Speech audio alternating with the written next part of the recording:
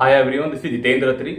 आज का हमारा टॉपिक है कि अगर आपको किसी ने कोई चेक दिया और मान लीजिए वो चेक बाउंस हो जाता है तो आपके पास क्या क्या कानूनी प्रावधान है, मतलब क्या क्या कानूनी बचाव है जिसके द्वारा आप अपने उस डूबे हुए रकम को वापस ले सकते हैं या उसके खिलाफ क्या क्या आप कानूनी कार्रवाई कर सकते हैं। तो आइए जानते हैं स्टेप बाय स्टेप।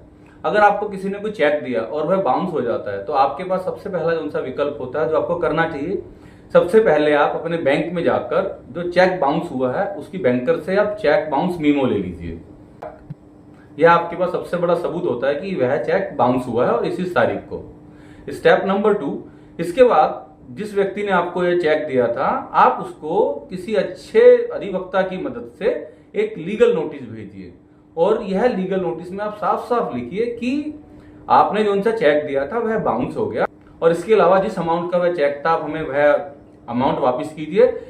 साथ ही साथ उससे रिलेटेड जो भी आपको मानसिक परेशानी हुई आप उसका उससे कंपनसेशन लें और जो भी आपको लीगल कार्यवाही करनी पड़ रही है उसके लिए आप उससे लें कि जो जो हमने अभी वकील को फीस दे रहे हैं ये है सब कुछ आप ही को देना पड़ेगा। कई बार क्या होता है कि लोगों का सवाल है कि हम उसको लीगल नोटिस भी भेजते हैं तो उसके बाद भी वह व्यक्ति उस चीज को सीरियसली नहीं लेता और हमें हमारे पैसे वापस नहीं देता, तो हम क्या करें। तो उसके बाद आप यह कर सकते हैं कि अगर वह व्यक्ति आपको लीगल नोटिस भेजने के बाद तो आप उसमें लीगल नोटिस भेजने के बाद जो भी आपकी उसमें जुडिशरी लगती है उस कोर्ट के अंदर आप उस व्यक्ति के खिलाफ मुकदमा दायर करें और किसी अच्छे अधिवक्ता की मदद से।